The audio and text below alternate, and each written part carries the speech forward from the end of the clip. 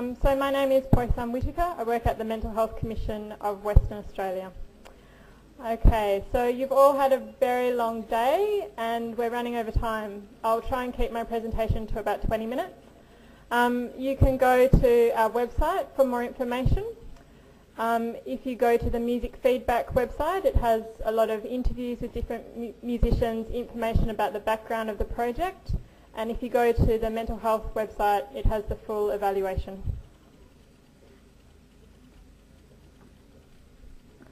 Okay, so if you could just introduce yourself to the person sitting next to you and just go through one or two of these questions. So just introduce yourself and just respond to these questions, and you've got 2 minutes for the discussion.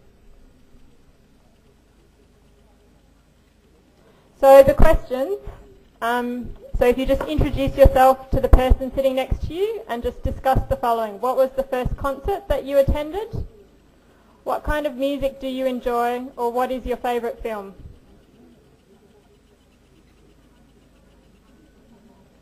So are people talking to each other?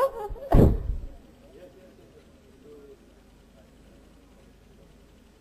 someone explain in Hindi? They don't seem to understand what I'm saying.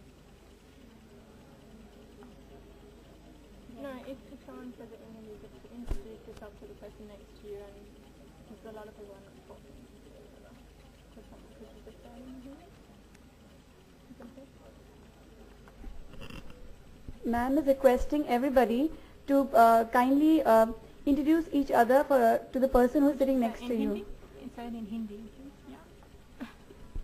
Ma'am कहना चाहती हैं कि आप अपने बगल में जो बैठे हैं उनसे अपना इंट्रोडक्शन शेयर कीजिए. And then to ask these questions, to discuss these questions. और उनसे ये क्वेश्चंस पूछिए जो स्क्रीन पर है. Could you read them? They're not, yeah, in Hindi. They're not doing it. पहला क्वेश्चन है कौन सा कॉन्सर्ट पहले अटेंड किया गया है, कैसा म्यूजिक एंजॉय करते हैं, और which is a favourite movie, कौन सी मूवी आपकी सबसे पसंदीदा है.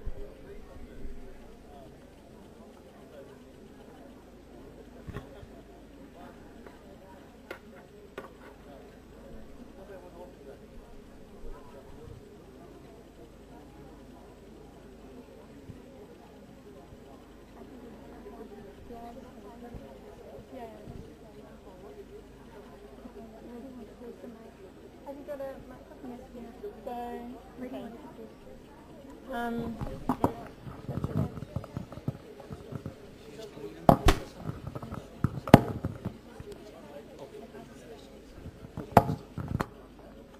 Okay, so is there anyone willing to share their response?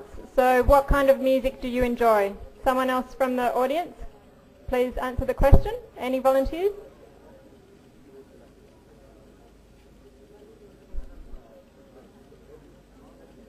Nobody likes music? Okay, so the man in the second row on the end, what kind of music do you enjoy? More specific? Your favorite kind of music. Okay, so is there anyone else who really enjoys Punjabi music? If you just put up your hand. Okay, and then the woman behind. So what's your favorite kind of music? Instrumental music and mainly sitar actually I like. Arifu. So instrumental music. Does anyone else enjoy that? Please put your hands up. Okay, and then one more man behind. Yep. Yep. Yep, so your favorite kind of music?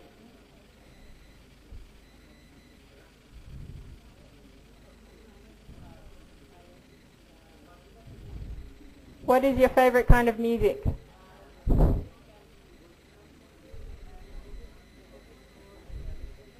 Not fast music. Okay, so anyone who likes slow music and devotional music, put up your hand. Okay, so that wasn't quite so popular. Okay, yeah, a few more people now. Okay, so basically as I discussed the presentation, I just want you to remember your experiences of listening to your favourite songs and just have that memory. And also be aware that a lot of other people in the room share similar musical tastes to you. Okay, so how do we perceive mental illness in our community? How is it represented in our society? One of the most common ways is what we see in the newspaper. So perhaps sometimes this is a bit sensationalist. There might be a bit of misunderstanding, a bit of misconception around it. So this was an article that I found on the internet from 2007. I don't know what your thoughts are about how this issue has been represented, but this well-known person was experiencing schizoaffective psychosis and was in court and was being, ordered to go to custody of their father.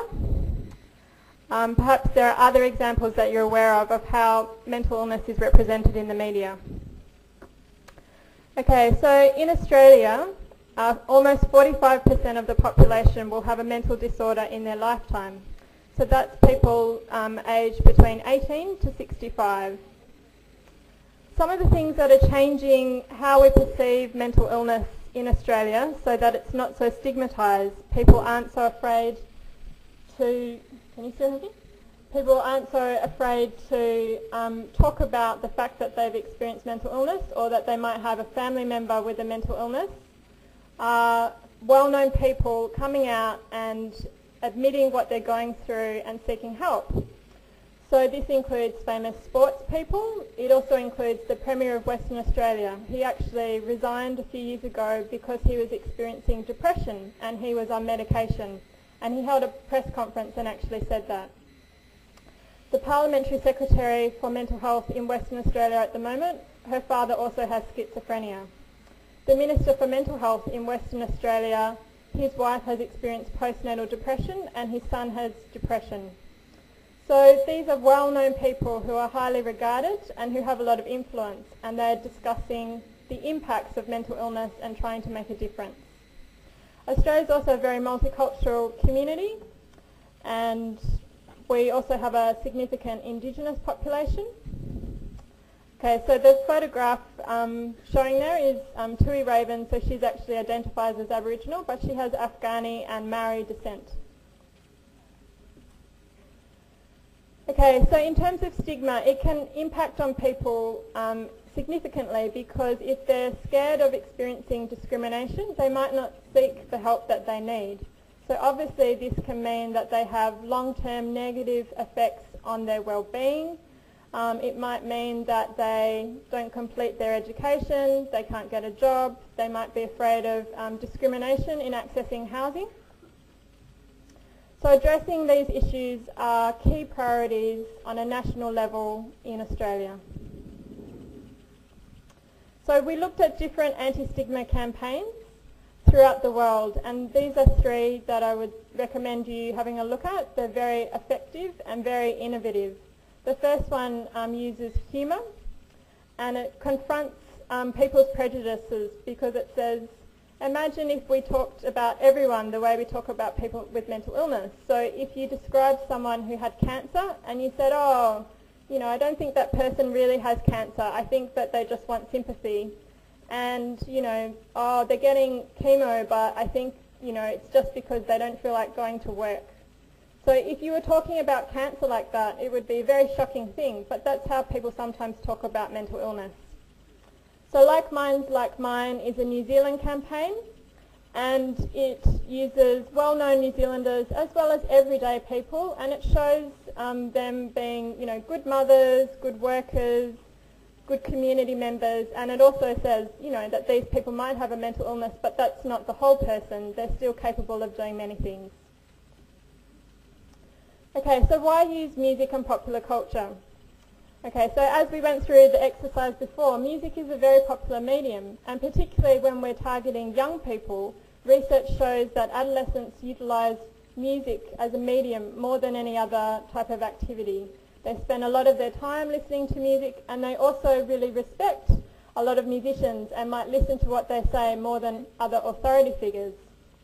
So this picture is by Andy Warhol. Andy Warhol, I guess, was considered a bit of an outsider in the US culture. He was a man who was gay, and he became very, very successful. He used popular images and he became very central to the arts scene. So now when you look at this picture, of course it's Marilyn Monroe, a very well-known actress, but it's instantly recognisable as an Andy Warhol print. So he used something that was already popular, he had some innovation, and he made his mark. Okay, so the campaign that I initiated in Western Australia 2 years ago utilises well-known musicians. The aim is to encourage young people to talk about their mental health problems and also participate in the community. There are different ways that we promote this. So we have a song competition, and the winners are announced by the Minister for Mental Health during Mental Health Week. There's a specific category of songs which is about promoting mental health, and people can enter if they're from any walk of life. So just so long as it's an original song, it can be talking about their experiences of depression, it can be talking about relationship issues, it can be talking about community mental health, a range of different things. And from that project we've sort of grown this so that we now have produced over 2 years 40,000 copies of a CD and DVD. So we have musicians who've donated their music onto a compilation, and this is available as a free resource to schools, to community groups, mental health services, any kinds of activities where there will be lots of young people, and basically it's given out for free, and young people like to take it because it's a free CD and it's got music on it, but it also has a documentary where well-known musicians as well as people experiencing mental illness talk about their issues. So it's much more effective than trying to give a young person a brochure and asking them to read it. One of the other benefits of the project is that people will take the resource and do many other things with it.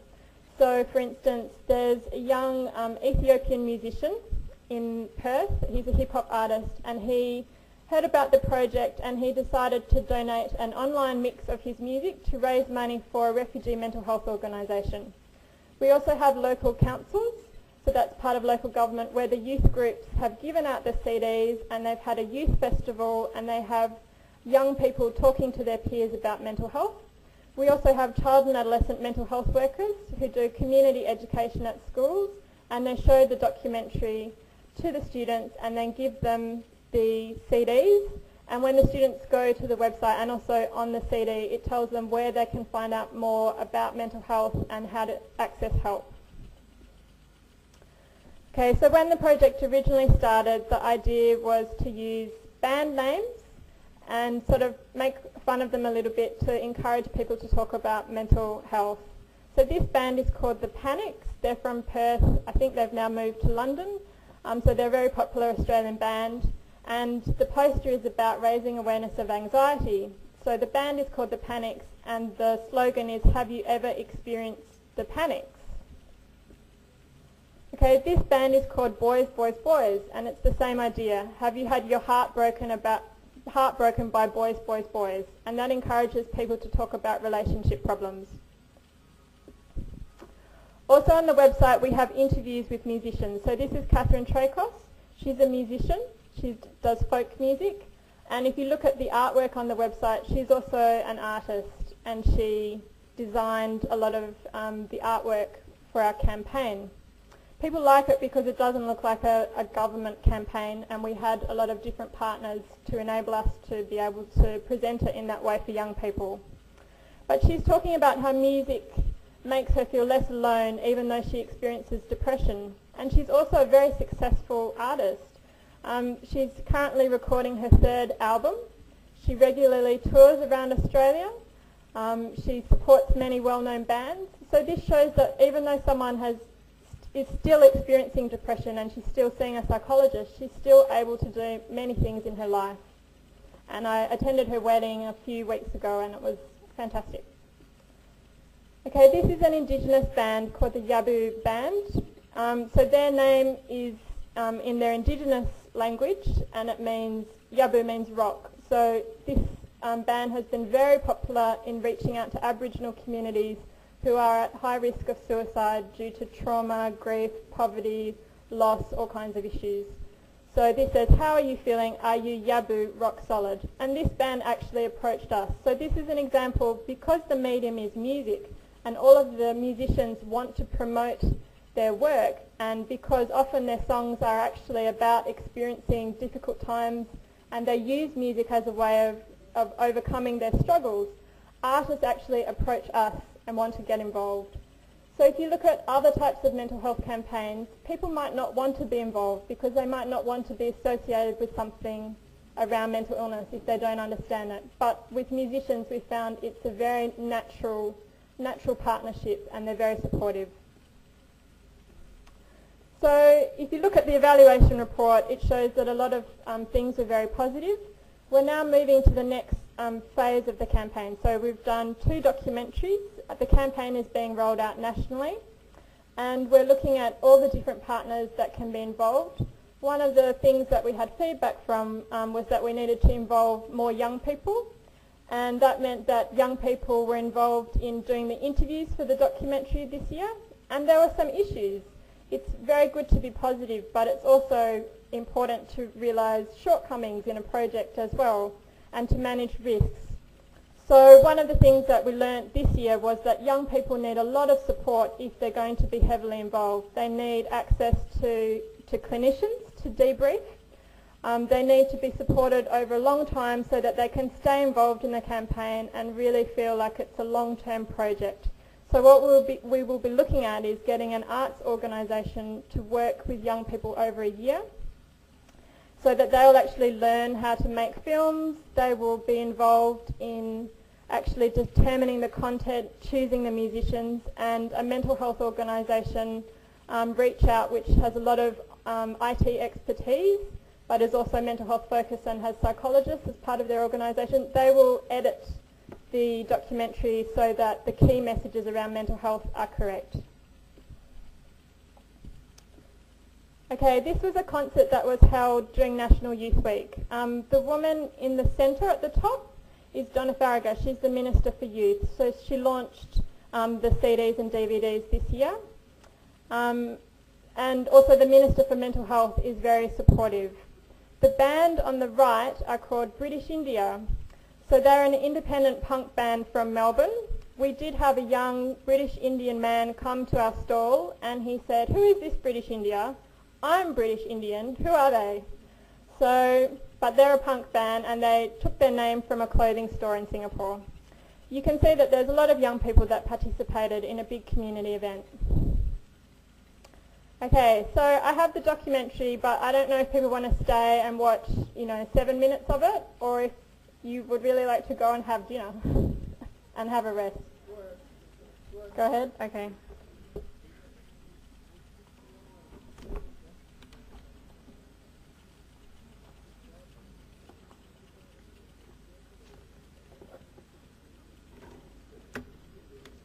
Okay, so all of the musicians that are involved are original artists. Most of them are from Western Australia.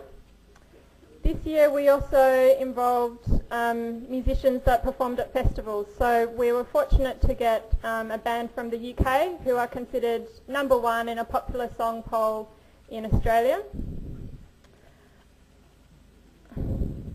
Okay, so I have 3 sections which I can show you. One is a young hip-hop artist who's 17. He has depression and anxiety. There's a young musician who's recording songs for the first time, and there's also a young Indigenous carer. So maybe if the audience could just let me know which section you'd like to have a look at. So #1 is the young person who has depression and anxiety. If you could raise your hand if that's the one you'd like to watch. Okay, so the second one is a young musician who's recording a song for the first time. Okay, not so popular. She also talks to an occupational therapist who won the Song of the Year competition last year, and he fundraises to get music for mental health patients so that they can express their talents. But we won't show that one, it wasn't very popular. And the last one was the young Indigenous carer, so he's 17 and his dad has schizophrenia.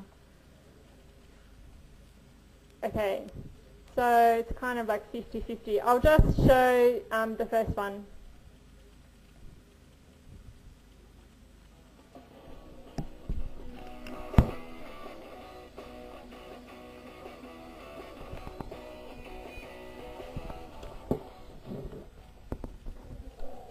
name's Complete and I'm a rapper from the Cyclone crew. I suffer a mental illness and my hip-hop... Music helps me release all my stress and it's the best coping strategy I have. I'm kind of curious to see how music affects other musicians in other genres and how it helps with their life.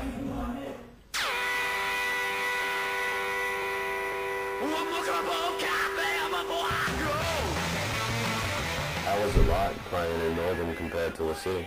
It was very much a sort of do-it-yourself vibe there. If you wanted to get some gigs happening, you had to really put them on yourself. The opportunity wasn't as much there, but we kind of created a lot of it for ourselves. And certainly before we ever played in Perth, we were inviting bands from Perth to come to our area and play with us. So, what do you think it is about music that connects people?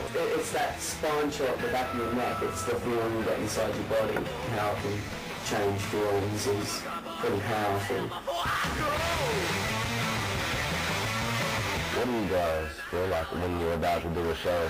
It depends. I won't necessarily be nervous until someone goes, "Are you nervous?" I am now. I lose all my stuff. I'll be able to say, I've got every lead about 6 times before we play. It's all worth it when a fan tells you that they like your music. oh, that's the relate to that's killer. I've had people do that, but even more so I've been that person. You know, I told John Butler, you know, like, that his 3 album really helped me through a bad time, and it did. Like Jebediah was one of those bands that really sort of helped with that sort of thing. So then when you get to the point now where you have the opportunity to play with your heroes, to meet them and to learn from them as musicians, it's always a really exciting thing. Cyclone crew, like you must have some sort of background to it. The Cyclone crew is just a bunch of us have mental illness. I have panic disorder. My mate KKP7, he's got bipolar. I found them all.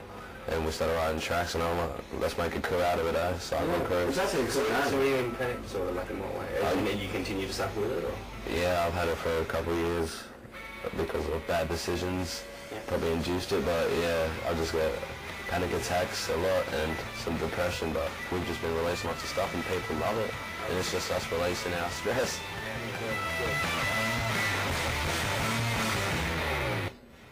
Megan, how do you think music can help having a positive effect on someone's mental health? I think it's really good to have like a creative medium in which you can get out, you know, feelings and emotions. It's really good because you can share it with others, you can build confidence. If someone coping with mental health issues needs help, where would you suggest they go, especially if they're young? School counsellors are really good. They're just someone who can listen. They're also good because they can help refer you out to social workers and doctors and stuff like that. How can you help a friend that's depressed? I think it's really important to listen. Be kind of neutral, not too sympathetic, because that can sort of put people off a bit. And not being judgmental either, because that may make someone not want to go out and seek help. What kind of personal experiences have you got with mental health? Well, I've had depression for 5 years. I have dysthymia, which means it drags out for many years. What happens when you first go to one of these mental health services?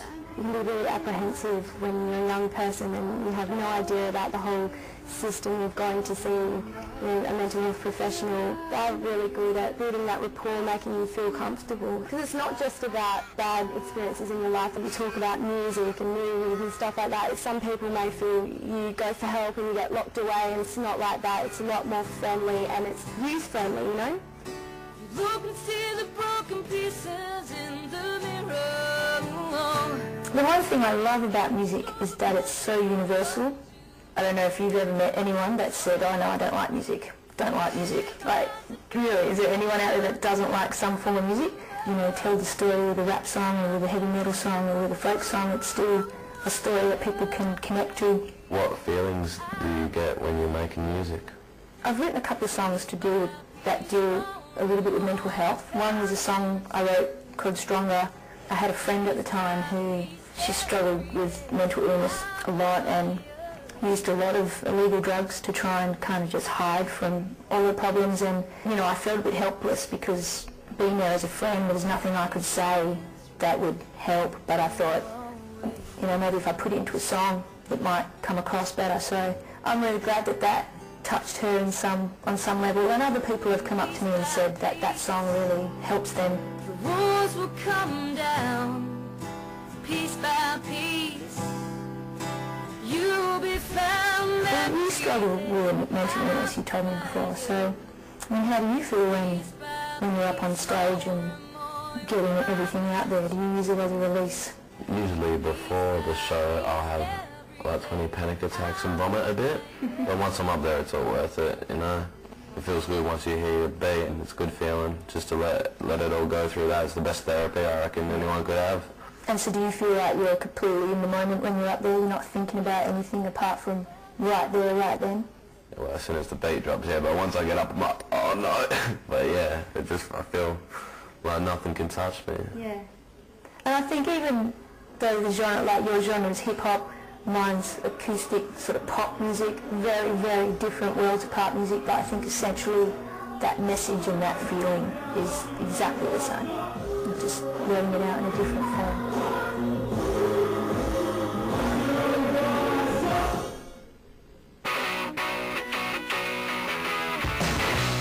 Friends and family, I guess, are a good first stop. If that fails to yield anything, I guess mental health professionals are important to talk to, because they're trained to deal with those kinds of things.